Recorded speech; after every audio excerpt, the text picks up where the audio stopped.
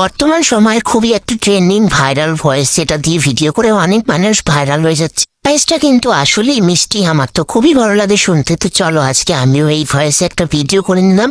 কিভাবে এডিট করলাম সেটা যদি তোমরা শিখতে চাও, অবশ্যই আমার কমেন্ট বক্সে একটা কমেন্ট রেখে যাবো।